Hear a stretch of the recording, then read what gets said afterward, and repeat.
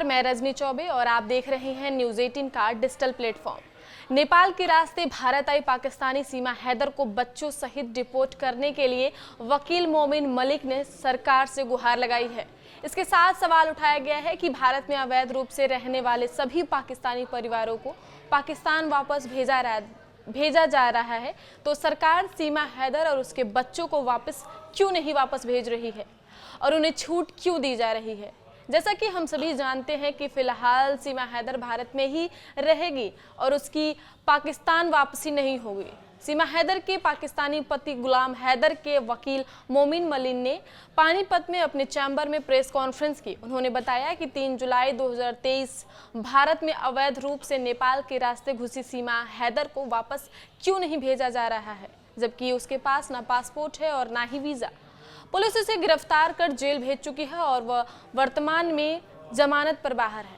मोमिन मलिक ने मांग की है कि सरकार सीमा हैदर और उसके बच्चों को डिपोर्ट करे या फिर उसकी जमानत कैंसिल कर उसे जेल में डाला जाए। उसे बाहर रखना आंतरिक सुरक्षा के लिए खतरा है। मोमिन ने कहा कि सीमा हैदर की मदद करने वालों पर भी कार्रवाई होनी चाहिए। साथ ही कहा कि सीमा भारतीय सिम का इस्तेमाल कर रही हैं और व्हाट्सएप कॉल पर किससे बात करती हैं इसकी जानकारी नहीं है।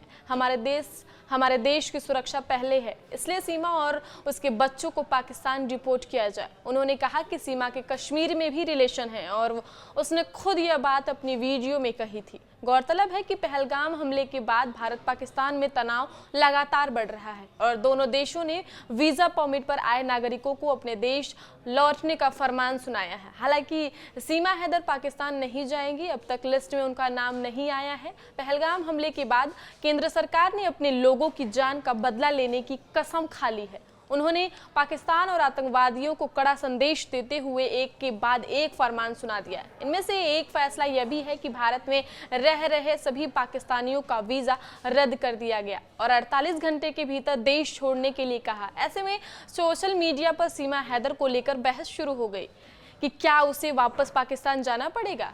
वहीं उसके पहले पति गुलाम हैदर का एक वीडियो सामने आया है। इसमें वह अपनी पत्नी, उसके पति सचिन मीणा और मुंहबोले भाई और वकील एपी सिंह को जमकर फटकार लगाते दिख रहा है। पाकिस्तानी पति ने तो यह तक कह दिया कि सीमा की टांगें अब कांप रही हैं। गुलाम हैदर का वीडियो ठीक पहलगाम हमले के बाद आया है। दरअसल पहलगाम अटैक के बाद केंद्र सरकार ने आदेश दिया है कि सभी पाकिस्तानियों को वापस भेजा जाएगा। सीमा हैदर भी पाकिस्तानी है और उसकी मुलाकात गेम खेलते खेलते सचिन मीणा से हुई थी। प्यार में ऐसी अंधी हुई कि मई 2023 में नेपाल के रास्ते होते हुए भारत आ गई थी। यहाँ वो अपने 4 बच्चों के साथ आई थी। फिर हिंदुस्तानी बॉयफ्रेंड सचिन मीणा से उसने शादी कर ली। सीमा हैदर को कुछ समय पहले ही बेटी भी हुई है जो सचिन की है। अब जब सरकार ने पाकिस्तानियों को वापस जाने का फरमान सुनाया तो सीमा हैदर पर सवार खड़े हो गए। हालांकि उनके वकील एपी सिंह ने कहा कि पहलगाम हमले की जानकारी होने पर सीमा बहुत परेशान और दुखी है, जबकि वह खुद अस्पताल में है। हम सभी इस हमले की कड़ी निंदा करते हैं। उन्होंने कहा कि सीमा पाकिस्तान से सनातन धर्म ग्रहण करके नेपाल पहुंची थी। नेपाल में सचिन मीणा के साथ शादी की और भारत में भी आकर दोनों ने पूरे रीति रिवाज के साथ शादी रचाई। सीमा के सारे दस्तावेज एटीएस, गृह मंत्रालय और भारत सरकार के पास जमा है। राष्ट्रपति के यहाँ याचिका लंबित है। सरकार सीमा की जमानत के दौरान अदालत ने जो आदेश दिए थे उनका पूरी तरह सीमा पालन कर रही है।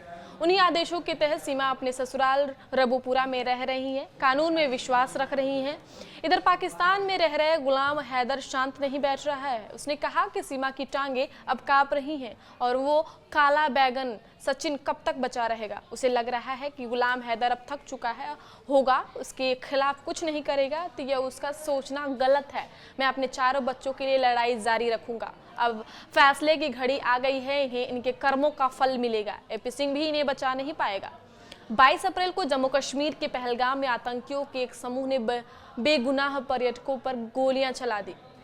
ये लोग बैसरन घाटी घूमने गए थे। कई कपल्स भी थे जो हनीमून के लिए कश्मीर आए हुए थे। जब ये लोग बैसरन घाटी में घूम रहे थे तभी कुछ आतंकी वहां आए और लोगों से नाम और धर्म पूछने लगे।